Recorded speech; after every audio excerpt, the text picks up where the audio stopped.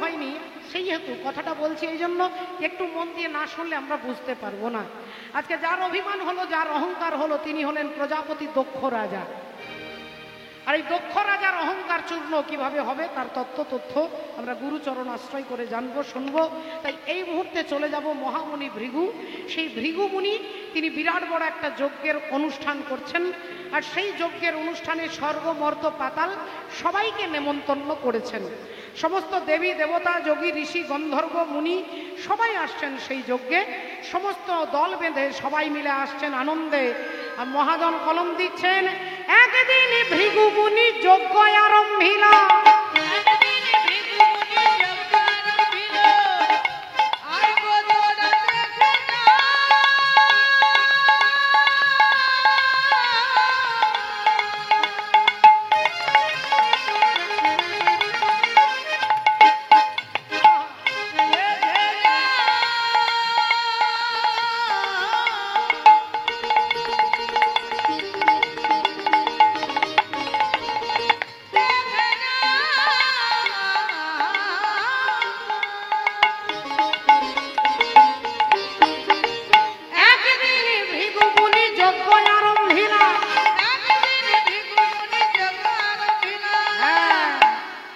ত্রিভুবনের দেবগণে নিমন্ত্রণ কইলা।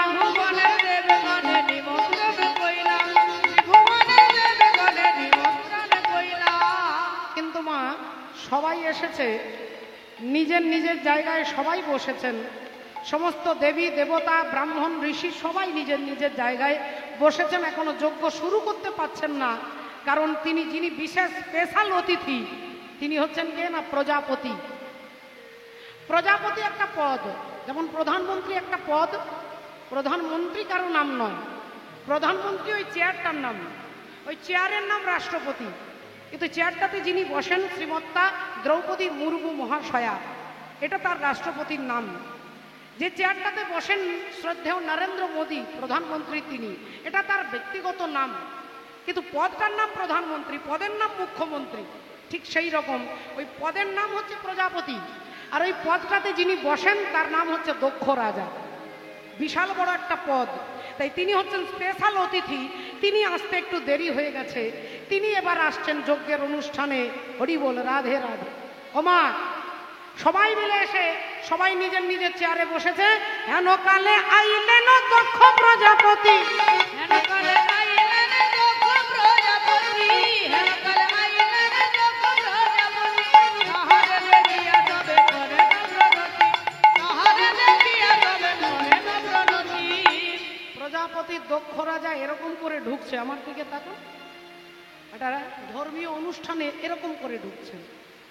আপনি যদি মন্দিরে যান, আপনি কি এরকম করে যাবেন না? নিশ্চয়ই যাবেন না।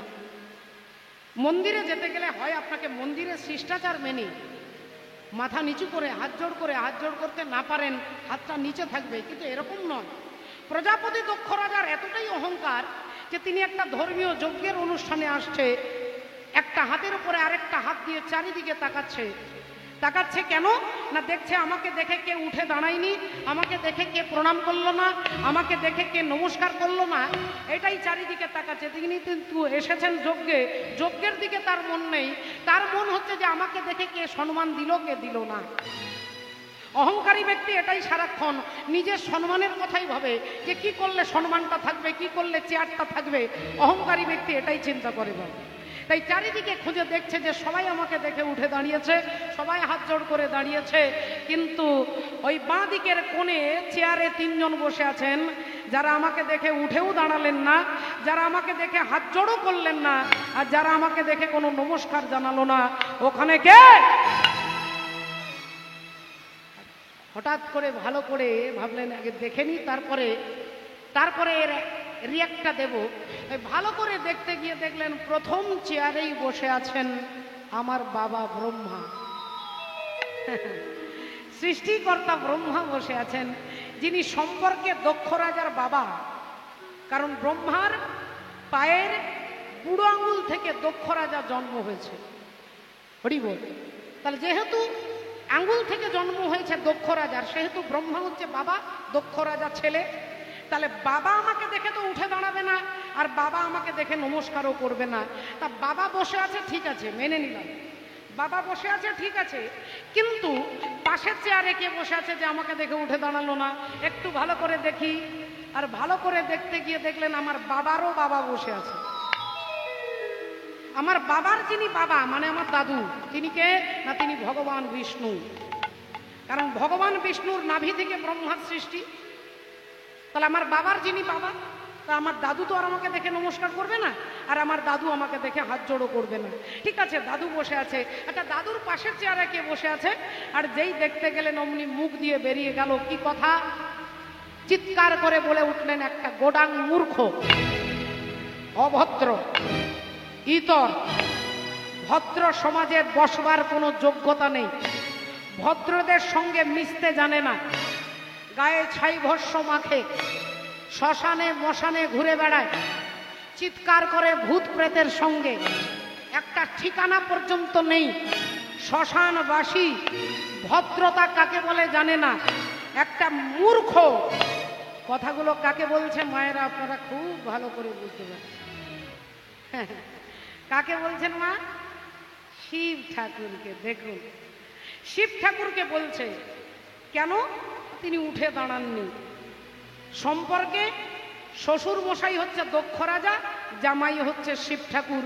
উঠে দাঁড়ালেন না কেন? কারণ তিনি চোখ বন্ধ করে গোবিন্দের ধ্যান করছিলেন। তিনি ভুলে গেছেন, তিনি ধ্যানের মধ্যে ছিলেন, তাই উঠে দাঁড়াতে ভুলে গেছেন।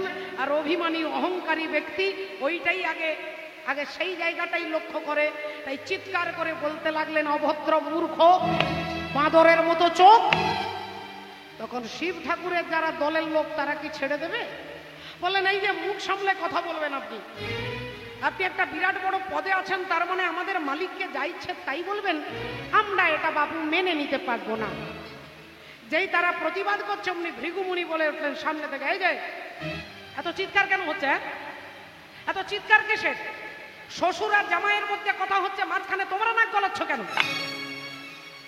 আমি মহামুনি ভৃগু, আমি ব্রাহ্মণ মুনি, আমি অভিশাপ দিচ্ছি, তোমরা শিবগণ সব পাষণ্ডী হয়ে যাবে। শিব ঠাকুরের দলের লোক বলে উঠলেন, আচ্ছা এটাই আপনার বিচার হলো? আপনি অন্যায়ের প্রতিবাদ করলেন না, আপনি কিছু বললেন না। যিনি তত্ত্ব সম্রাট, যিনি মহাতত্ত্ব জ্ঞানী, যিনি যোগীরাজ, যিনি সর্বত্যাগী, তাকে এত বড় কথা বলছে, আর আপনি তাকে কিছু না বলে আমাদেরকে অভিশাপ দিচ্ছেন। তাহলে আমরাও আপনাকে অভিশাপ দিচ্ছি, আপনি ব্রাহ্মণ হতে পারেন, কিন্তু ব্রাহ্মণ হবে লক্ষ টাকার ভিখারি, লক্ষ টাকার ভিখারি হবেন আপনারা। যেই বলেছে, বাবা ভোলেনাথ দেখলেন এখানে যতক্ষণ দাঁড়াবো ততক্ষণ ঝামেলা বাড়বে, তাহলে এখান থেকে বেরিয়ে চলে যায়। তার কি ক্ষমতা নেই বাবা? তার হাতে কি ডিপার্টমেন্ট আছে? তাকে কি ডিপার্টমেন্ট দেওয়া আছে? তিনি ধ্বংসের ডিপার্টমেন্ট, সৃষ্টির ডিপার্টমেন্ট সৃষ্টিকর্তা ব্রহ্মা, আর বিনাশ সমস্ত ধ্বংস করে দিতে পারে বাবা ভোলেনাথ। কিন্তু দেখুন তার মধ্যে কত ক্ষমতা সহ্য করার। একান দিয়ে শুনলেন আর একান দিয়ে বার করে দিলেন। তিনি সোজা বেরিয়ে গেলেন মনের আনন্দে। যেতে যেতে যেতে বাড়িতে এসে ভাবলেন, না একটু মনটা চঞ্চল হয়ে গেছে, যাই একটু কীর্তন শুনে আসি। সামনেই কীর্তন, একটু যাই। কোথায় সামনে? বলে কৈলাস থেকে মহারাষ্ট্র যাচ্ছে বাবু। কোথায় কৈলাস আর কোথায় মহারাষ্ট্র? কীর্তন শুনতে যাচ্ছেন অগস্ত্য ঋষির আশ্রমে, হরিকথা শুনতে যাবে। যেই ভোলেনাথ বেরিয়েছে অমনি মা সতী সামনে দাঁড়িয়ে বলছে, বলি আমিও তোমার সঙ্গে যাব,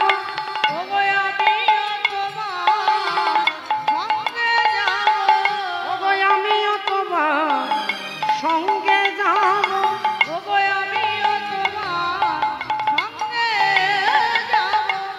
আমার সঙ্গে যাবে? হ্যাঁ আমি আপনার সঙ্গে যাব। আমি কোথায় যাচ্ছি তুমি জানো? হ্যাঁ, আপনি তো দুটো জায়গা যান, হয় কীর্তন যেখানে হয় সেখানে যান, আর নইলে আপনি শ্মশানে গিয়ে ধ্যানে বসেন। তা আপনি মনে হচ্ছে কীর্তন শুনতে যাচ্ছেন, আমি আপনার সঙ্গে যাব। বলে তুমি ওখানে গিয়ে কীর্তন শুনবে না খুঁটিতে হেলান দিয়ে প্রসাদ সেবা করে দুপুরবেলায় খুঁটিতে হেলান দিয়ে ঘুমোবে, সেটা আগে ঠিক করে বল। না স্বামী, আমি সত্যি বলছি কীর্তন শুনবো। আমি তোমার সাথে হরি নাম শুনিব আমিও তোমার সাথে যাব, আমি তোমার সাথে হরি নাম শুনিব, আমিও তোমার সঙ্গে যাব। আচ্ছা বেশ বেশ বেশ, তুমি আমার সঙ্গে কীর্তন শুনতে যাবে, ঠিক আছে চলো। এখন দুজনেই কীর্তন শুনতে যাচ্ছেন, ষাঁড়ের ওপরে চেপে, নন্দীর ওপরে চেপে উঠতে উঠতে সোজা যাচ্ছেন মহারাষ্ট্র। আর সেখানে কীর্তন শুনে ফিরে আসছেন, যেমন গিয়েছিলেন তেমনি ফিরে আসছেন। হঠাৎ করে মা সতী বাবা ভোলেনাথের পিঠে আলতো করে আঘাত করে বলছেন, দেখুন দেখুন স্বামী দেখুন, নিচের দিকে তাকান। আর নিচের দিকে দুজনেই তাকিয়েছে, তখন দেখছেন ভগবান রামচন্দ্র একটা গাছকে জড়িয়ে ধরে বলছে, ওরে বৃক্ষ, তুই তো অনেক লম্বা, অনেক উঁচু, তুই অনেক কিছুই দেখতে পাস, তুই আমার সীতাকে দেখেছিস? বল না, আমার সীতাকে তুই দেখেছিস? আমি আমার সীতাকে খুঁজে পাচ্ছি না, তুই দেখেছিস? বল না। গাছ দাঁড়িয়ে দাঁড়িয়ে যেন মনে হচ্ছে ডালপালাগুলো নিচের দিকে ঝুঁকিয়ে, বৃক্ষও যেন কাঁদছে, কিছু বলতে পারছে না। একটা পাখি উড়ে যাচ্ছে মা আকাশে, অমনি প্রভু রামচন্দ্র বললেন, ওরে পক্ষী একটু দাঁড়া, একটু দাঁড়া, তুই তো নীল আকাশে সুন্দর ডানা মেলে উড়ে যেতে পারিস দিক থেকে দিকান্তরে, কত গ্রাম, কত শহর, কত নদী খাল বিল পেরিয়ে তুই উড়ে যেতে পারিস তোর ডানার দ্বারা। বলতে পারিস, ওরে পক্ষী তুই আমার সীতাকে দেখেছিস? বল না, আমার সীতাকে তুই দেখেছিস? আমি খুঁজে পাচ্ছি না। আর এই দৃশ্য দুজনেই দেখছেন ওপর থেকে, বাবা ভোলেনাথ আর মা সতী, দুজনে দেখার পার্থক্য কি রকম দেখুন। বাবা ভোলেনাথ হাতে সঙ্গে সঙ্গে তালি দিচ্ছে, বাবা বাবা, দারুণ দারুণ দারুণ হচ্ছে, দারুণ হচ্ছে ঠাকুর, তোমার অভিনয়টা দারুণ হচ্ছে, হ্যাঁ সত্যি সত্যি তোমার লীলাটা দারুণ হচ্ছে। আর মা সতী তখন স্বামীকে জিজ্ঞাসা করছেন, আচ্ছা স্বামী কিছু মনে করবেন না, আপনি যার নাম দিনরাত্রি জপ করেন, রাম রাম রাম রাম রাম রাম রাম রাম, তা আপনি যার নাম জপ করেন রাম, আর আজকে যিনি গাছকে জড়িয়ে ধরে কাঁদছেন রাম, এই দুটো রাম কি দুজন আলাদা, না দুজনই একজন? বললেন না, দুজনই একজন, উনি আমার প্রভু রাম। বললেন, আপনার প্রভু রাম ভগবান? বললেন হ্যাঁ। তা আপনার ভগবান কেমন ভগবান যে নিজের স্ত্রীকে কে নিয়ে গেছে জানে না? আপনার ভগবান কেমন অন্তর্যামী যে রাবণ রাজা সীতা মাকে তুলে নিয়ে গেছে সে জানে না? আপনার ভগবান কেমন সর্বজ্ঞানী যে একটা গাছকে জড়িয়ে ধরে কাঁদছে জানে না? তিনি কেমন ভগবান? বাবা ভোলেনাথ বললেন, সতী এটা হচ্ছে লীলা, অভিনয়, এটা অভিনয়। সিনেমাতে আমরা দেখি, সিরিয়ালে দেখি একজন মারা গেছে, নায়ক মারা গেছে, সিনেমাতে দেখছি প্রসঞ্জিৎ মারা গেছে বন্দুকের গুলিতে, গুলি বুকে লেগেছে, সে মারা গেছে, কিন্তু তার জন্য তার স্ত্রী, তার মা, ঘরের কেউ কান্নাকাটি করবে না। কেন? কারণ জানে ওটা মরেনি, ওখানে অভিনয় করছে। এর জন্য কেউ কাঁদবে না, কারণ জানে এটা অভিনয়। তেমনি বাবা ভোলেনাথ তিনি তত্ত্বজ্ঞানী, আর তত্ত্বজ্ঞানী বলে তিনি জানে যে এটা অভিনয়। কেন না ভগবান রামচন্দ্রের পারমিশনেই রাবণ রাজা সীতা দেবীকে হরণ করে নিয়ে গেছে, পেছনে রামচন্দ্রের পারমিশন ছিল। যার ইচ্ছা ছাড়া একটা গাছের পাতা নড়ে না, তার শক্তিকে রাবণ রাজা তুলে নিয়ে যাবে, এটা কি সম্ভব বাবা? কস্মিন কালেও নয়। তাহলে পেছনের ঘটনা কি? এটা বাবা ভোলেনাথ জানে, যে যখন রামচন্দ্র সীতা দেবী বিবাহ হয়ে এলো, দশরথ রাজা শুনতে পেল যে 3 দিন মা সীতা আমার বাড়িতে এক গ্লাস জলও খাননি। দশরথ রাজা হাত জোড় করে বৌমার কাছে গেলেন, মা তুমি আমার ঘরে কিছু খাচ্ছ না কেন? না বাবা, আপনি ব্রাহ্মণ হত্যা করেছেন, তাই ব্রাহ্মণ হত্যার পাপে আপনি অপরাধী, আপনার ঘরে আমি জলগ্রহণ করব না যতক্ষণ আপনি এর প্রায়শ্চিত্ত না করেন। সঙ্গে সঙ্গে দশরথ বললেন, মাগো আমি তো ভুলে গিয়েছিলাম যে আমি অন্ধমুনির পুত্র সিন্ধুকে মেরেছিলাম হরিণ মনে করে। অন্ধমুনি চোখে দেখতে পান না, ছেলেকে বলল, জানা রে বাবা একটু জল এনে দে। ছেলে অন্ধ বাবার জন্য জল আনতে যাচ্ছে, কলসিটা জলে ডুবিয়েছে, আর দশরথ রাজা মৃগয়া করতে এসে দেখছে হরিণ মনে হচ্ছে জল খাচ্ছে, এই ভেবে শব্দভেদী বাণটাকে ছুড়ে দিয়েছে। আর বাণ একবারে গিয়ে অন্ধমুনির পুত্র সিন্ধুর বুকে লেগেছে, চিৎকার করে উঠেছে বাবা বলে। অমনি দশরথ রাজা বাবা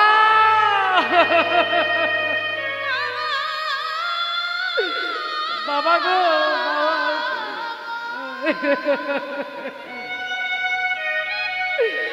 ওই ক্ষমা করো বাবা, আমি তোমায় জল দিতে পারলাম, আমি তোমায় জল দিতে পারলাম না বাবা, আমি রাজা দশরথ ছুটে এসেন, ঋষি পুত্রকে কোলে তুলে নিলেন, মারা গেছে। অন্ধমুনি অভিশাপ দিয়েছিলেন যে পুত্র শোক তুমি আমাকে দিলে, একদিন এই শোকে আমারই মতো তোমারও মৃত্যু হবে। সেই কথা আজকে দশরথের মনে পড়ে গেছে। সীতা দেবীকে বলছেন মা কি করলে অপরাধ থেকে মুক্ত হব? বলে আপনার বাড়িতে এমন একজন ব্রাহ্মণকে সেবা দিতে হবে যিনি আজও পর্যন্ত কারোর বাড়িতে এক গ্লাস জল খাননি। সেরকম কে আছে? না একজনই আছে। সে কে? না লঙ্কার অধিপতি রাবণ রাজা। তাড়াতাড়ি রাবণের নামে চিঠি লেখা হলো। রাবণ রাজা আসছেন দশরথ রাজার বাড়িতে। রাজা দশরথ চরণ ধুইয়ে দিচ্ছেন, সেবা দিয়েছেন। সেবার পরে দক্ষিণা দিতে চাইছে, বলুন কি চান? রাবণ বললেন একবারের জন্য আপনার বধূমাতা সীতা দেবীকে একটু দর্শন করিয়ে দেন। রাজা দশরথ রাবণকে এনে দাঁড় করিয়ে দিলেন। সীতা দেবী প্রণাম করে হাত জোড় করে বলছেন বলুন বাবা কি চান? রাবণ বললেন মাগো কিছু চাই না, শুধু রামের কৃপা পেতে চাই, রামচন্দ্রের কৃপা পেতে চাই, রামের হাতে মরতে চাই, এ ভিন্ন আর কিছু চাওয়া পাওয়া নাই। সীতা দেবী বললেন বাবা আপনি অতিথি নারায়ণ, আপনার ইচ্ছে পূর্ণ করা আমার কর্তব্য, তবে আমার স্বামীকে ডেকে দিচ্ছি দাঁড়ান। যেই সীতা দেবী রামচন্দ্রকে এনে দাঁড় করিয়ে দিয়েছে, রামচন্দ্র বলছেন বলুন আপনি কি চান? বললেন আপনার কৃপা পেতে চাই। গৌরের কৃপা পেতে গেলে আগে নিত্যানন্দের কৃপা পেতে হবে, গোবিন্দের কৃপা পেতে গেলে আগে রাধারানীর কৃপা পেতে হবে, রামের কৃপা পেতে গেলে আগে সীতা দেবীর কৃপা পেতে হবে। তাই রামচন্দ্র বললেন হে রাজা দশানন, যদি আমার কৃপা পেতে চাও তাহলে আগে আমার স্ত্রী, আমার সহধর্মিণী, আমার শক্তি সীতার কৃপা পেতে হবে। কারণ সীতা হচ্ছে ভক্তি, আর ভক্তি ছাড়া ভগবানকে পাওয়া যাবে না। না আপনার শক্তিকে কিভাবে পাবো? বলে আর কিছুদিন পরে আমি 14 বছরের জন্য বনবাসে যাব, আর ওই বনবাসে যাওয়ার সময় আমি কথা দিচ্ছি আমার স্ত্রী মা সীতাকে আমি 11 মাসের মতো তোমার লঙ্কাতে পাঠিয়ে দেবো। আমার স্ত্রীকে আমি 11 মাসের মতো তোমার লঙ্কাতে পাঠিয়ে দেবো, আমার অনুমতি থাকবে, তুমি আমার সীতাকে হরণ করে নিয়ে যাবে। এটা বাবা ভোলেনাথ জানে, কারণ তিনি তত্ত্ব সম্রাট, তত্ত্বের সম্রাট তিনি, তাই তিনি জানেন। আর জানেন বলে তিনি হাতে তালি দিচ্ছে যে আজকে যে কান্নাকাটি করছে এটা মিছিমিছি অভিনয়, এটা অভিনয়, তাই তিনি তালি দিচ্ছেন। আর মা সতী বললেন তোমার ভগবান কেমন ভগবান যে নিজের স্ত্রীকে কে নিয়ে গেছে জানে না? এই বলতে বলতে চ্যালেঞ্জ করে বলছে তোমার ভগবান যদি রাম হয় তাহলে আমি তোমার ভগবানের কান্নাটা বন্ধ করে দিতে পারি। শিব ঠাকুর বললেন দেখো সতী, সবাইকে পরীক্ষা করো, ভগবানকে পরীক্ষা করো না। শিষ্য হয়ে গুরুকে পরীক্ষা করো না, ছাত্র হয়ে মাস্টারকে পরীক্ষা করো না। পরীক্ষা করার অধিকার তোমার নেই, তুমি মাস্টারকে জিজ্ঞাসা করতে পারো, মাস্টারকে উল্টে পরীক্ষা নিতে পারো না। গুরুকে পরীক্ষা নিতে পারো না, গুরুর কাছে জিজ্ঞাসা করতে পারো, কিন্তু গুরুর কাছে জেনে শুনে পরীক্ষা নেওয়া যাবে না। পরীক্ষা তখনই নেবেন আগে গুরু দীক্ষা নেবার আগে। তাই তুমি ভগবানের ভগবত্তাকে পরীক্ষা করতে যেও না, সর্বনাশ কিন্তু হবে। মা সতী চ্যালেঞ্জ করে বলছে তোমার ভগবান কেমন ভগবান, আমি তার কান্নাটা বন্ধ করে দিতে পারি। কি করলেন? মা সতী নিজে সীতা সাজলেন, আর সতী সীতা সেজে রামচন্দ্র যেখানে কান্নাকাটি করে ঘুরে বেড়াচ্ছে তার সামনে দাঁড়িয়ে বলছে এই দেখুন, বলি এই তো আমি এসে গেছি, এই তো আমি এসে গেছি, এই তো আমি এসে গেছি। ওগো আর কাঁদিতে হবে না গো, এই তো আমি এসে গেছি, তোমায় আর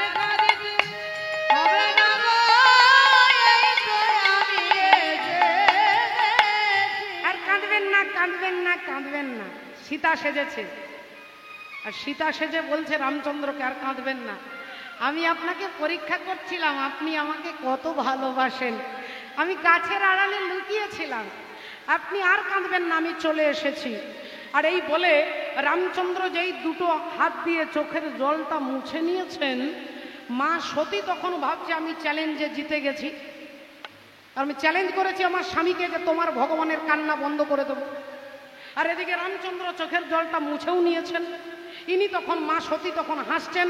আর এমন সময় ভগবান দুটো হাত দিয়ে চোখের জলটা মুছে হাত জোড় করে বলছেন, মা তুমি আমার প্রণাম নাও, তোমার স্বামী ভোলেনাথ ভালো আছে তো?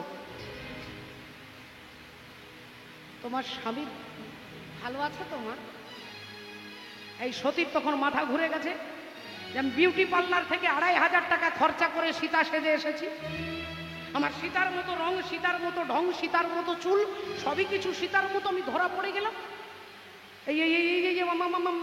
মানে বলছি আমি যে সীতা নই, আপনি জানলেন কি করে?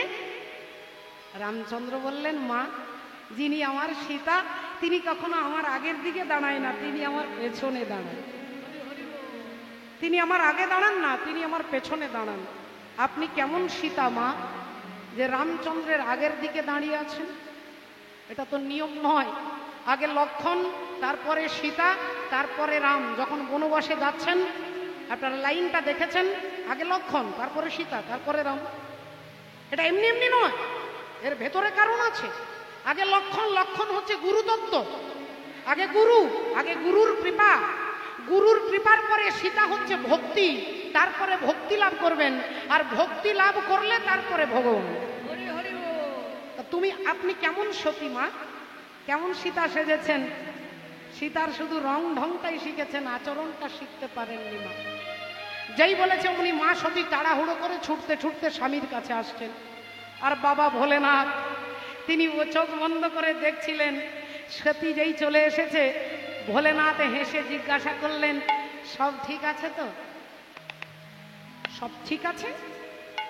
ভগবানকে যারা পরীক্ষা করতে যায় তার সব ঠিক আছে কিনা এটাই সন্দেহ। সব ঠিক আছে? মা সতী বললেন, হ্যাঁ সব ঠিক আছে। কি হলো ওখানে? বলে, কি আর হবে, আপনি যাকে দিন রাত্রি প্রণাম করেন তিনি আমাকে প্রণাম করলো, তারপর আর কি হবে, আমি চলে এলাম। বলে যেই বসতে যাবে ভোলানাথের বাম দিকে, কারণ স্বামীর বাম দিকে স্ত্রী থাকে, স্বামীর ডান দিকে তার মা থাকবে, স্বামীর ডান দিকে তার কন্যা থাকবে, কাকিমা, জেঠিমা, বোন, মেয়ে সব কিছু থাকবে ডান দিকে, কিন্তু স্ত্রী থাকবে বাম দিকে। এই বলে যেই মা সতী স্বামীর বাম দিকে বসতে যাবে, অমনি ভোলেনাথ আসনটাকে তুলে নিয়ে ডান দিকে করে দিল। এতদিন বাম দিকে আসন ছিল, আসনটাকে চেঞ্জ করে দিলেন, ডান দিকে করে দিলেন। অর্থাৎ তিনি মনে মনে তিনি দেখিয়ে দিলেন যে তিনি ত্যাগ করে দিলেন, যে আজ থেকে তুমি আমার স্ত্রী নও। আমার গুরু যদি রাম হয়, রামের পত্নী হচ্ছে আমার গুরু মা, আর আমার গুরু মায়ের রূপ তুমি ধারণ করেছো, আজ থেকে তুমি আমার স্ত্রীর মর্যাদা পাবে না, তুমি আমার গুরু মায়ের মতো। তাই আসনটাকে চেঞ্জ করে ডান দিকে করে দিলেন। তিনি ত্যাগটা করে দেখালেন, মুখে বললেন না। আর আমরা মুখে ত্যাগের কথা বলি কিন্তু ত্যাগ করতে পারি না। এই জন্য তিনি তত্ত্ব সম্রাট। তত্ত্বের যিনি এতটুকু এক ফোঁটাও ছিটে ফোঁটা তত্ত্বজ্ঞানী যিনি হবেন, তিনি গাড়ি করে ঘুরে ঘুরে কীর্তন গাইতে পারবেন না, তিনি কীর্তন গাইতে পারবেন না, তিনি ঘরেই থাকতে পারবেন না। যিনি তত্ত্বজ্ঞানী তাকে ঘর বন্দি করে রাখতে পারবে না। রাবণের শিষ্য হরিবর, গুরু হচ্ছেন শিব ঠাকুর। যার শিষ্যের এত বড় সোনার বাড়ি, সেই গুরু থাকে কোথায় না শ্মশানবাসী। যার শিষ্য হচ্ছে অর্থমন্ত্রী কুবের, সেই কুবেরের গুরু হচ্ছে শিব ঠাকুর। সেই শিব ঠাকুর কোথায় না শ্মশানে থাকেন। কেন না? কারণ তিনি তত্ত্বজ্ঞানী। তাই বাবা ভোলেনাথ ত্যাগটা করে দেখালেন, মুখে বললেন না, আসনটাকে চেঞ্জ করে ডান দিকে করে দিলেন। ওগো ঝিয়ের পেটে মায়ের জন্ম, ওগো ঝিয়ের পেটে মায়ের জন্ম, বলি তোমরা ভেবে করবে কি, ওই চাঁদের গায়ে চাঁদ লেগেছে, তোমরা ভেবে করবে কি, চাঁদের গায়ে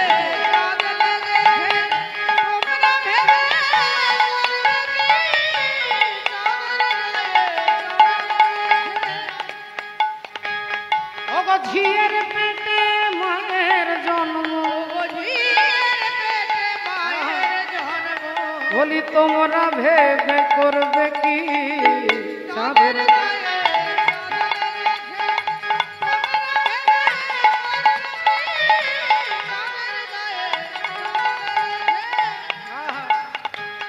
ও যে 6 মাসের এক কন্যা ছিল, আরে 9 মাসে তার গর্ভ হল গো।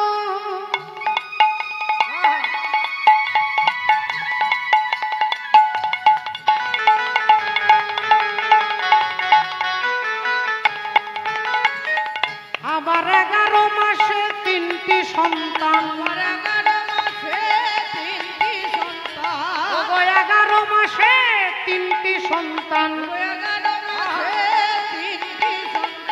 বলি কোনটা করবে ফকিরি চাঁদের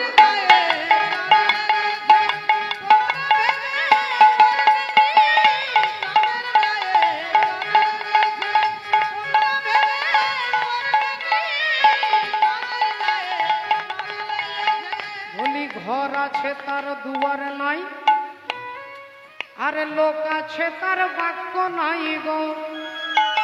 আর কে তাহারে আহার যোগায়, কে বাদায় সন্ধ্যাবাতি, কে তাহারে আহার যোগায়, কে বাদায় সন্ধ্যাবাতি।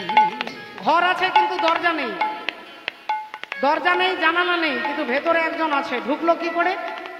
আর সে কি খেয়ে বেঁচে থাকে? সেটা কি? বলে হাঁসের ডিম দেখেছেন, পায়রার ডিম দেখেছেন, ডিমের ভেতরে পাখিটা থাকে, কিন্তু দরজাও থাকে না, জানালাও থাকে না।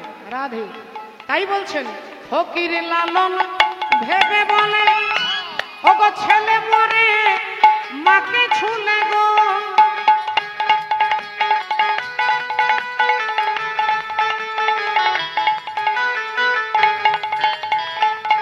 ফকির লালন ভেবে বলে, ছেলে মরে মাকে ছুলে গো।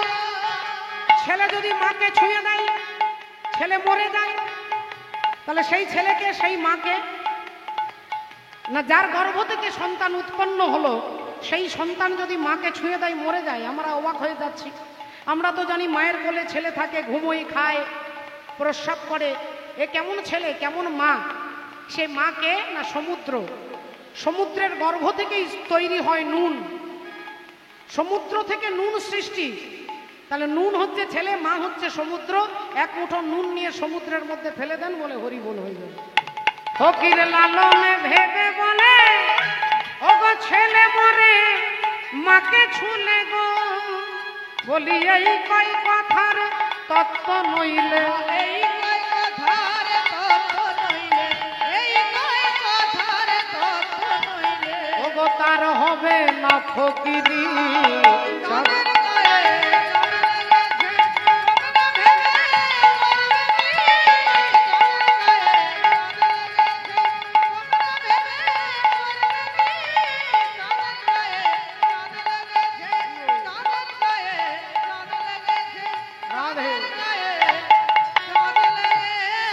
ভক্তমন্ডলী, ভক্তিমতী মায়েরা, আজকে দেখুন ত্যাগ করে দিলেন। এদিকে প্রজাপতি দক্ষ রাজা ভাবলেন, আমাকে উঠে দাঁড়ালো না দেখে, আমাকে নমস্কার করলো না, আমাকে প্রণাম করলো না, আমার বিনা অনুমতিতে বেরিয়ে চলে গেল, তাহলে এত বড় অপমান আমি সহ্য করব কি করে? এমন সময় দেবর্ষি নারদ এসে বললেন, মহারাজ দক্ষ, কি ব্যাপার? আপনার মুখটা খুব শুকনো শুকনো লাগছে। বলে আর বলবেন না, আমার জামাই ওই যে মূর্খ, ওই যে শিব, আমাকে দেখে উঠেও দাঁড়ালো না, আমাকে দেখে নমস্কার করলো না, আমার বিনা অনুমতিতে বেরিয়ে চলে গেল। বলুন তো এই অপমান কি সহ্য হয়? নারদ মুনি বললেন, তাহলে একটা কাজ করুন না, আপনি এর যদি প্রতিশোধ নিতে চান, আপনিও একটা যজ্ঞ করুন, যজ্ঞে সবাইকে নেমন্তন্ন করবেন, শিব ঠাকুরকে বাদ দিয়ে দেবেন। শিব ঠাকুরকে বাদ দিয়ে দেন, সবাইকে নেমন্তন্ন করুন। দক্ষ রাজা বললেন, এতক্ষণ পরে আপনি একটা দামি কথা বলেছেন, আমি এটাই করব, বিরাট বড় যজ্ঞ করব, সবাইকে ডাকবো, আমার জামাইকে ডাকবো না। এই ভেবে বিরাট অনুষ্ঠান করবে, সবাইকে চিঠি লিখে দিলেন। চিঠিগুলো নিয়ে দেবর্ষি নারদের হাতে দিলেন। নারদ মুনি সবাইকে চিঠি দিতে যাচ্ছে। আজ পত্র লইয়ে নারদ মুনি চলিল তরায়।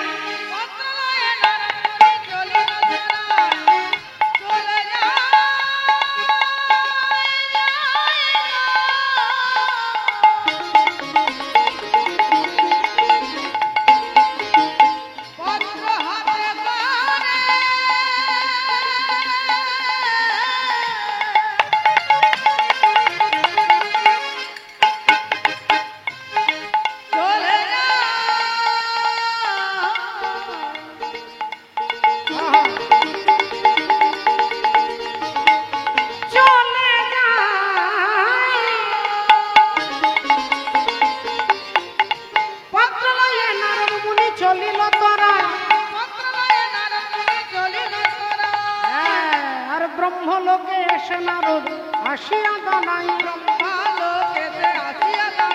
আজ ব্রহ্মলোকে আসিয়া আনন্দে দাঁড়াই। এই যে হরি বল, সবাইকে দিলেন নেমন্তন্নের চিঠি, শুধুমাত্র ভোলেনাথকে বাদ দিয়ে দিলেন বাবা। দেখুন, আমি একটুক্ষণ আগে বলেছি, গতকাল বলেছি, আজও বলবো, সবাইকে নেমন্তন্ন করলেন, শিব ঠাকুরকে বাদ দিয়ে দিলেন। এই ঘটনা কিন্তু শিব ঠাকুর জানে যে আমার শ্বশুর মশাই অনুষ্ঠান করছে, আমাকে বাদ দিয়ে দিয়েছে। এখন সেই দিনটাতেই সমস্ত দেবী দেবতারা দামি দামি কাপড় পরে, গয়না পরে, যে যার স্বামীর সঙ্গে বিমানে চেপে ওপর দিয়ে যাচ্ছে। আর ঠিক সকালবেলায় মা পার্বতী স্বামীর জন্য ফুল তুলতে বাগানে গেছে। সকালবেলায় ভোরবেলায় বাগানে ফুল তুলতে গেছে। তা মা সতী আনন্দে ফুল তুলছেন, রাধে রাধে। এদিকে দেবী দেবতারা যাচ্ছে, ও মা আনন্দে ফুল তুলছেন। চম্পা পারুল জুথি টগর চামেলা, আর সইতে নারী এই ফুল ঝামেলা। চম্পা পারুল জুথি টগর চামেলা, আর সইতে নারী এ ফুল ঝামেলা। চম্পা পারুল জুথি টগর চামেলা, আর সইতে নারী এ ফুল ঝামেলা। চম্পা পারুল জুথি টগর চামেলা, আর সইতে নারী এই ফুল ঝামেলা। পারুল জুথি টগর চামেলা, আর সইতে নারী এই ফুল ঝামেলা। সাজায় ফুলের ডালি বসে রয়ে বনমালী, সাজায় ফুলের ডালি বসে রয়ে বনমালী। সাজায় ফুলের ডালি বসে রয়ে বনমালী। যার লাগিয়ে ফুল সেই হানে হেলা ফেলা, আর সইতে নারী এই ফুল ঝামেলা। চম্পা পারুল জুথি টগর চামেলা, আর সইতে নারী এই ফুল রাধে হরি বল। জুথি টগর চামেলা, আর সইতে নারী এই ফুল ঝামেলা। একজন দেবী বলে উঠলো, কিরে এই সতী, এখনো ফুল তুলছিস? তুই তোর বাবার বাড়ি যাসনি? এখনো যাসনি? বাড়ি থেকে বেরোসনি? হরি বল। মা সতী বলে উঠলো, কেন, কোথায় যাব? না কিরে জানিস না? আরে তোর বাবার বাড়িতে বিরাট অনুষ্ঠান হচ্ছে, তুই জানিস না? তাহলে মনে হয় নেমন্তন্ন করেনি। মা সতী বললেন, না না না না না না, আমার বাবা কি আর আমাকে নেমন্তন্ন করবে না? আমার স্বামীর কাছে চিঠিটা এসেছে, স্বামী আমাকে বলতে ভুলে গেছে, কারণ আমার স্বামী ভোলেনাথ। তা তোমরা যাও, আমি যাচ্ছি। এই বলে তাড়াতাড়ি ফুল এনে বাবার ভোলেনাথের পায়ে দিয়ে বলে উঠলেন, আচ্ছা স্বামী, আমার বাবার বাড়িতে বিরাট একটা অনুষ্ঠান হচ্ছে, আপনি জানেন? ভোলেনাথ বললেন, হ্যাঁ জানি। তা আগে বলেননি কেন? আমি রাত্রিবেলা থেকে ব্যাগ ট্যাগ গুছিয়ে রাখতাম, এখন আমাকে কত তাড়াহুড়ো করতে হবে। কি যাবেন তো? ভোলেনাথ বললেন, দেখো সতী, ওখানে আমাদের নেমন্তন্ন নেই। এবার যদি বলে নেমন্তন্ন নেই, তাহলে মেয়ে তো জিজ্ঞাসা করবে, আচ্ছা কেন নেমন্তন্ন নেই? কি গো মায়েরা, জিজ্ঞাসা করবে তো? আচ্ছা জিজ্ঞাসা যদি করে, তাহলে সেদিনের ঘটনাটা বলতে হবে যে ভৃগুমুনির যজ্ঞে গিয়েছিলাম, আমি মনে মনে তাকে শ্রদ্ধা জানিয়েছি, কিন্তু বাইরে দেখাতে ভুলে গেছি, এটা তো বলবে। আর তখনই তাহলে বলবে রাধে রাধে, হরি বল, হরে কৃষ্ণ। তাহলে শ্বশুর বাড়িতে কোনো জামাই যদি অপমানিত হয়ে আসে, শ্বশুর যদি বড় বড় কথা জামাইকে শোনায়, এবার শ্বশুর ধরে নিন বিরাট বড় একজন নেতা, ধরে নিন বড় একটা অফিসার, তাহলে জামাই হয়তো শ্বশুরকে কিছু বলতে পারবে না, কিন্তু সেই জামাই বাড়িতে এসে তার গরমটা কাকে দেখাবে? মা। সঙ্গে সঙ্গে মা বলছেন বউকে, মানে ওনাকে অনেকবার দেখিয়েছে মনে হয়। হ্যাঁ হরি বল, ঠিক বলেছে। তার তাপটা শ্বশুরকে না দিলেও তাপ এসে স্ত্রীকে দেখাবে, চিৎকার করে বলবে তোমার বাবা আমাকে এইটা বলেছে, তোমার ভাই আমাকে অপমান করেছে, তোমার বাবা আমাকে ছোট করেছে, তাই তোমার বাপের বাড়ির দুয়ারে সরকার যেতে পারে, কিন্তু আমি যাব না। বাবা ভোলেনাথ কিন্তু তিনি একবারও সে কথা বলেননি। কেন না, তার কাছে কোনো মান আর অপমান বোধ নেই, মান অপমান বোধ নেই। আমি কালকে বলেছি যে প্রচন্ড গ্রীষ্মকালে বিশাল দুপুর বেলায় যদি কেউ চাদর ঢাকা দিয়ে সোয়েটার পরে যায়, আপনি ভাবতেই পারবেন যে তার জ্বর এসেছে। নইলে এত গরমের রোদের মধ্যে সোয়েটার পরেছে, চাদর দিয়েছে, তার মানে তার জ্বর এসেছে। তাহলে জ্বরের চিকিৎসা হবে না ঠান্ডার চিকিৎসা হবে? বলে জ্বরের। জ্বরটা চলে গেলে ঠান্ডা চলে যাবে। ঠিক সেই রকম অহংকার চলে গেলেই অপমান বোধটাই চলে যাবে। অহংকার নেই, অপমান বোধ নেই। অপমান বোধ আছে, তার মানে অহংকার আছে। কথায় কথায় যদি প্রেস্টিজে লেগে যায়, তার মানে ভেতরে অহংকার আছে। আর যিনি বাবা ভোলেনাথের মতো একান দিয়ে শুনে একান দিয়ে বার করে দিতে পারে, তার ভেতরে অহংকার নেই। রাধে রাধে। তাহলে এটা বাবা ভোলেনাথ জানে, তিনি তত্ত্বজ্ঞানী, তত্ত্ব সম্রাট, তিনি যোগীরাজ, তিনি সবকিছু জানেন। তাই তার কাছে নিন্দাও বলে কিছু নেই, তার কাছে প্রশংসাও বলে কিছু নেই। তাই তিনি সদা প্রসন্ন আনন্দে বসে আছেন। মা সতী বললেন আপনি আগে থেকে বললে তো আমি ব্যাগটা গুছিয়ে রাখতাম। ভোলেনাথ বললেন তোমার বাবা আমাদেরকে ত্যাগ করে দিয়েছে, অসম্ভব। আমার বাবা আমাকে কখনো ভুলতেই পারে না, আমি বাবার আদরের মেয়ে, আমার বাবা আমাকে বেশি ভালোবাসে। আচ্ছা আমার বাবা যদি নেমন্তন্ন নাও করে, তাহলে কি আপনি যাবেন না? আমার বাবা কি আপনার গুরুজন নন? ভোলেনাথ বললেন দেখো সতী, তোমার বাবা যদি আমাকে নেমন্তন্ন না করতো, ভুলে যেত, আমাকে ভুলে গেলে আমি 100 বার যেতাম, কিন্তু তোমার বাবা আমাকে ভুলে যাননি, আমাকে ইচ্ছে করে বাদ দিয়ে দিয়েছে। 3 জনের বাড়ি আপনি বিনা নেমন্তন্নে যেতে পারেন, এক হচ্ছে গুরুর বাড়ি, এক হচ্ছে বন্ধুর বাড়ি, এক হচ্ছে হিতৈষীর বাড়ি। গুরু দ্বারা আশ্রমে বিরাট অনুষ্ঠান হচ্ছে, আপনাকে নেমন্তন্ন করে ডাকেনি, আপনি বিনা নেমন্তন্নে যান, গুরুদেবের বেশি কৃপা পাবেন। কিন্তু গুরুদেব যদি ভুলে যায়, আর গুরুদেব যদি ইচ্ছে করে বাদ দিয়ে দেয়, সেখানে গুরুদেবের মনে কষ্ট হবে গেলে। ভোলেনাথ বললেন তোমার বাবা যদি আমাকে ভুলে যেত, আমি 100 বার যেতাম, কিন্তু তোমার বাবা আমাকে ভুলে যাননি, তোমার বাবা আমাকে ইচ্ছে করে বাদ দিয়ে দিয়েছে। সতী বললেন তাহলে আমি যাব? বললেন না গেলেই ভালো, কারণ ওখানে গেলে তুমি সইতে পারবে না, সহ্য করতে পারবে না। কোনো কথা না শুনে মা সতী বেরিয়ে চলে গেলেন। যে কাপড়টা পরেছিলেন ওই কাপড় পরে, কোনো ভালো কাপড় নয়, গয়না নেই, সোজা যাচ্ছে। ভোলেনাথ নন্দী ভিঙ্গিকে বললেন যা তোরা মায়ের পেছনে যা, যা মাকে দেখবি যা। মা সতী আনন্দে যাচ্ছেন, বাবা আমাকে কত আনন্দ পাবে দেখলে, বাবা আমাকে জড়িয়ে ধরবে, বাবা আমার মাথায় হাত বুলিয়ে দেবে, আমি বিনা নেমন্তন্নে যাচ্ছি, এই আনন্দে যাচ্ছেন। এত গয়না বেটি কোথায় পেলি গয়না, এত গয়না বেটি কোথায় পেলি গয়না,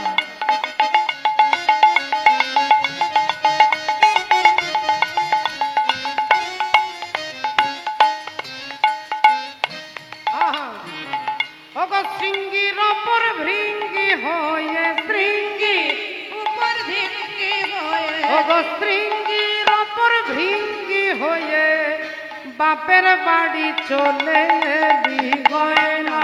বেটি কোথায় পেলি গয়না, বেটি কোথায় পেলি গয়না, বেটি কোথায় পেলি গয়না। অবস্থা তোর আছে জানা,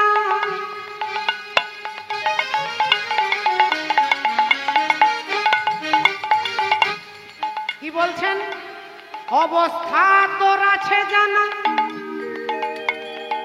আবার ভাতের ওপর নুন জোটে না, বলি তবে কেন নবাবিয়ানা, তবে কেন নবাবিয়ানা, তবে কেন নবাবিয়ানা। ওগো পরবে না রশি চেলি গয়না, বেটি কোথায় তেরি গয়না, বেটি কোথায় তেরি গয়না, বেটি কোথায় তেরি গয়না। ছুটতে ছুটতে বাপের বাড়ির দরজায় যেই পা রেখেছে, দক্ষ রাজার 7খানা মেয়ে, 59টা মেয়ে দামি দামি কাপড় পরেছে, গয়না পরে এসেছে, আর মা সতী যে কাপড় পরেছিল সেই কাপড়েই এসেছে। বোনেরা বলতে লাগলো, কিরে এত দেরি করলি কেন? তোর তো 5 দিন আগে আসার ইচ্ছে কথা ছিল, এত দেরি করলি কেন? বোনেদের কোনো কথা না শুনে মায়ের গলাটা জড়িয়ে ধরলেন, জিজ্ঞাসা করলেন, মা বাবা কোথায়? তোর বাবা প্যান্ডেলে যজ্ঞে বসে গেছে, যা বাবার সঙ্গে দেখা করে আয়। মা সতী ছুটতে ছুটতে বাবার সঙ্গে দেখা করতে যাবে, একটা পা বাইরে একটা পা ভেতরে।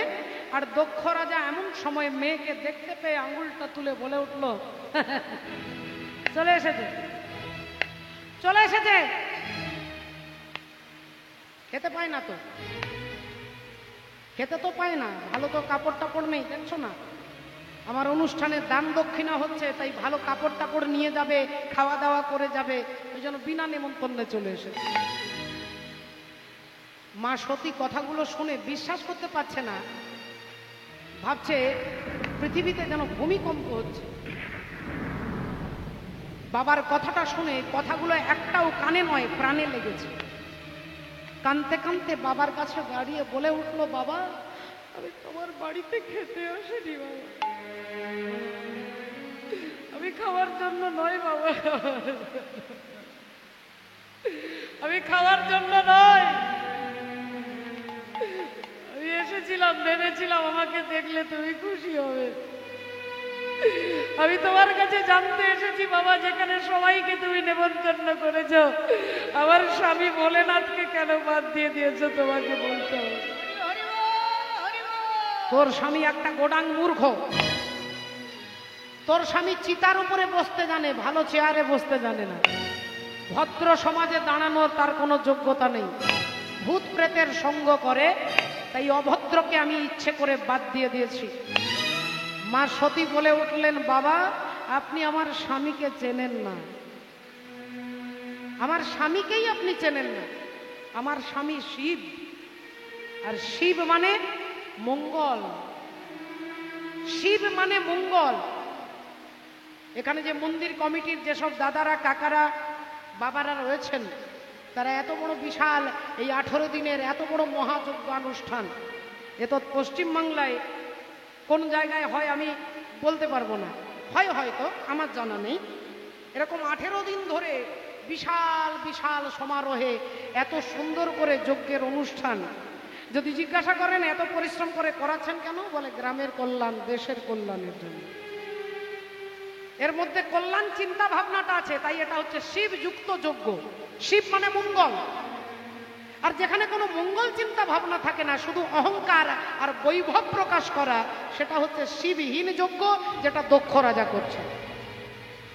যদি কেউ ভাবে যে পাশের বাড়ির লোককে দেখিয়ে দেবো আমি এমন পুজো করাবো, এমন সরস্বতীর পুজো করব, সবাই দেখে দেখে ধন্য ধন্য করবে, এটা শিবহীন যজ্ঞ, কারণ আপনার ভেতরে কোনো মঙ্গল চিন্তা ভাবনা নেই।